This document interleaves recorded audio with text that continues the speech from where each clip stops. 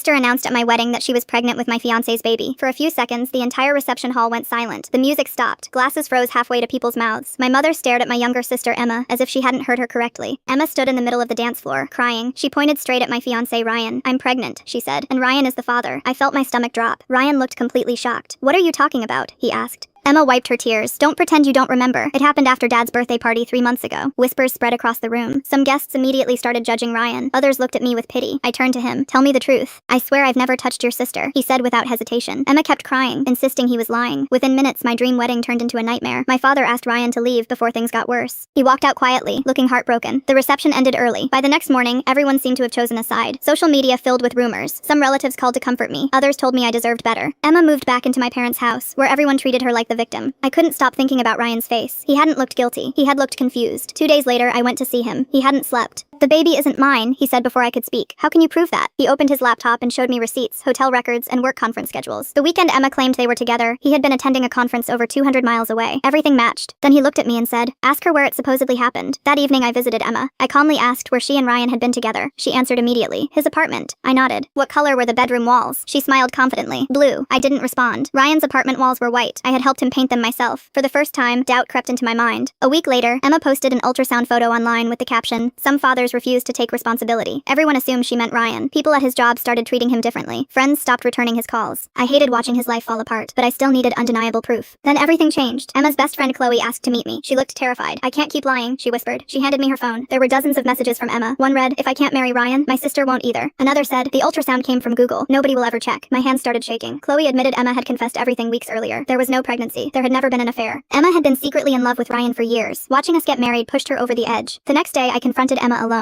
At first, she denied everything. Then I showed her the screenshots. She burst into tears. "I didn't think it would go this far," she whispered. "So you lied?" She nodded. "I just wanted the wedding to stop. I thought once Ryan was gone, maybe he'd realize I was the better choice." I couldn't believe what I was hearing. She had destroyed my wedding because she couldn't accept that Ryan loved me instead of her. I immediately called Ryan. "I'm sorry," I said. He stayed quiet for a moment before replying, "I was hoping you'd find the truth." Together we gathered both families. Emma confessed everything. My parents sat in complete silence. My father stood up and walked outside without saying a word. My mother cried as she apologized to Ryan for believing the lie without asking for proof. Ryan accepted her apology, but it was clear the trust was gone. Many relatives who had spread rumors later apologized, though some never admitted they had been wrong. Ryan's reputation slowly recovered, but not before months of unnecessary damage. 6 months later, we quietly married at the courthouse, with only our closest friends and immediate family who had supported us. It wasn't the wedding we'd planned, but it was peaceful. Emma eventually moved to another state to start over after realizing she had burned nearly every bridge in her life. My relationship with my parents slowly healed, though it took years before I fully trusted them again. Looking back, I learned that lies can spread faster than the truth, especially when emotions take over. One false accusation nearly destroyed an innocent man's life, ended lifelong relationships, and ruined what should have been the happiest day of my life. The truth eventually came out. I just wish it hadn't cost so much to prove it.